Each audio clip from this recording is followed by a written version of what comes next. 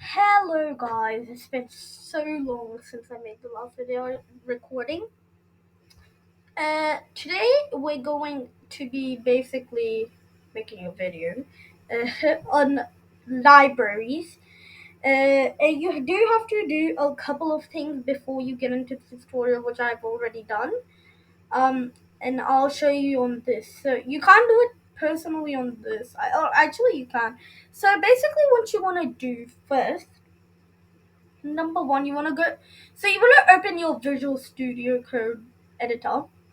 You want to make your thing, which is just file, name it something.py, terminal, new terminal. So here, terminal, sorry. Now, what you want to type in this is you want to type pip install and psutil. Yeah, so it'll say requirement already satisfied, but for you guys, you will have to update this and then run it. So yeah, that's basically it. So you can just go to your terminal, register the code, and install it. So those are the only library you will need to install, and now I'll be focusing on why and the other libraries. So first, we're gonna do command type import. What does import do? It imports libraries, as the name suggests. So yes, very obvious. We're gonna import OS, which is a library in Python 3 itself, but it's just not with the actual text editor. You do have to import it. So import psutil, which we just installed. This is not this. So basically, this is trying to say, OS is a first party. So like the primary party.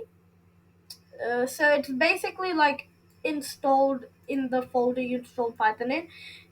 psutil is a third party library. So yeah, that's all. Now import last one time, which is like OS. It's not the exact same in functioning, but it's like installed in Python. So yeah, now we've installed all our libraries. I'm gonna show you what can we do with them. So we can first create a variable. I'm gonna call this time. Oh, sorry, time. It equals to. Oh no, actually, don't name it. I forgot to mention this. If you have a library that's named, uh, you can't have a variable named a library after a library because it's basically it just defies the laws of Python because time is a function now. We've imported time itself, so time. If you type time, it's a function. So I'm gonna write date. Actually, date. This equals to time. But Python always it's just not gonna be the same. So we have to type. So if we want a specifically something from time, we type dot and we type s. Okay, it's just here in my test editor. If you were using the actual ID, you wouldn't work. It's strft time. Oh, strf time. So this is basically going to display our date. So parentheses. So, oh yeah, I forgot to mention, if we say function in Python, whenever it says function, it will always have parentheses in front of it. It's not sometimes always. Functions are like print. They always have parentheses. So this might help you if you're confused why it's not working. So they'll always have parentheses. So now quotation marks because we're going to print the date, but date won't actually print it. We have to print date itself. Uh, we can type. Uh, okay, so we type in %d. So this means day, and it's blue because you're gonna use it a lot. Percent M, which is month. So they're just the first letters. Percent, the first letters of the years you want to display. So now I'm gonna do print date. Control less and let's run this code. So as you can see, it prints the actual time, which is the 3rd of the 2nd of the 2023. Oh yeah. Also, I mentioned. Didn't mention, but the actual Visual Studio Code is a Linux terminal and also a Windows terminal, so you can use any command in this. So I'm going to like it's like a merge between them. So if you don't know this, maybe in a couple of days, I will be uploading a Linux Unix system tutorial. So how to navigate through the terminal. So okay, there we go. Now we've printed the date. So this is basically what time does. Of course, there's a lot of other functions, but the main one is strft time. So time is basically just stores time. So let's make another. Let's see another. Uh, this is an experiment for me too.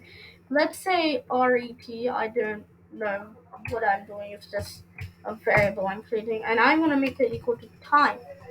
So now we're gonna go to enter, print RET. Now run. Control S. Run, and it will say module time built in, which makes sense because really, time is actually just a module really built in. So if you just put time, it's gonna have data. It's gonna be like, what do I display? Like it's time, and yet what? So that's why you already have this. There's a lot of other functions too, which I'll explain in a couple of minutes. Let me first show you what PSUtil does because I'm so excited. This one is literally my favorite library in the whole of Python because basically what it does is PSUtil is basically a uh, module or library which create like sensors or monitors the data you have on your computer, so it can literally monitor your CPU. So let me show you. So I'm gonna do uh, CPU because I'm gonna display our CPU data. Uh, PSUtil dot um CPU percent, which will give us the percentage usage of the CPU. Uh, and it will display. So I'm gonna see. So wait, no, actually delete this. Oh, please, sorry. The function. So it basically just um uh basically it's just psutil. This is a very basic command. If I do psutil and then dot is like access denied, boot time. I'd rather choose a function though because like actually like there's four uh five functions CPU. There's also about battery sensors, boot time. There's a lot. There's like very much a lot to cover on this. Time is easy because it's only one. That's why I'm explaining. But look at the amount of stuff you can choose, like Linux, disk partitions, boot time. So if you want me to go into a deep dive, I will. But for now, we're just gonna leave it because PSU2 is like very complicated. So I'm gonna create another variable. I'm gonna do battery Of course, if you're on a laptop, this will work, but for me, it actually won't because I'm programming on a desktop. Oh, sorry. That means uh, it doesn't have battery because it's constantly plugged in. So if you get an error, it might be because you're on the desktop. So this is battery. And I'm gonna do boot time too. I just want to do it a lot. Equals psu2 dot boot time is a function. So functions are the easiest to understand. They just censor the amount. Okay, print. Actually, I'm gonna leave a space because yeah, print. Okay. I'm gonna print CPU. Oh wait, let me do it in caps lock. CPU usage. Usage is usage. Actually, I'm gonna do this space percent. And then I'm gonna plus CPU, which is a command you should know because we literally just did it. Oh no, we didn't. Sorry. Okay, maybe new command time. I don't remember from last time what we did a lot. So CPU plus CPU just pluses the variable. It is. Okay, yeah, we did learn this, but for those who just joined, in which case I do recommend checking out the first one because it explains the basics to Python. So CPU, it's going to print it. But I'm going to show you such an error message that gets so many people off guard a lot of times, even me personally. Printed CPU can only do. Okay, well, of course, many people wouldn't understand the jumble if they haven't learned about string and floats, which is also another separate video concept because it's a big concept that dives. You need a deep dive on most concepts of Python. So yeah, so I'm just going to show you one concept in this video because right now it's about libraries. We have to type in str bracket and then bracket. Oh, sorry. So what did I do? What magic have I used? Okay, so CPU usage is percentage, so it's gonna print CPU right next to it because I didn't add a space, and str basically converts it into a string because again, data is numbers, and you have concatenation. This is basically called you have to have the same, like it's like in maths you can't put apples with bananas but apples with apples. So if you have banana with apple, you have to turn it into an apple first and then add it with the apple. So that's basically what this is doing in simple terms, but you need this because again, this is actually quite like maths. What do you call Python? And most users actually of Python, sorry, we don't actually use it for, well,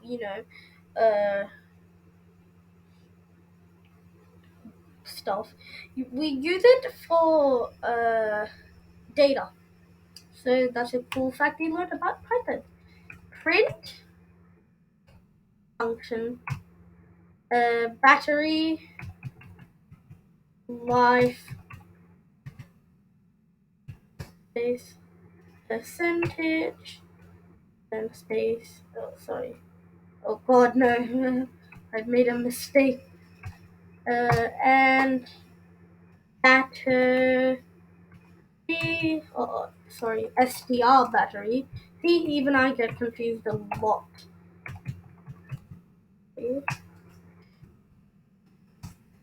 And then print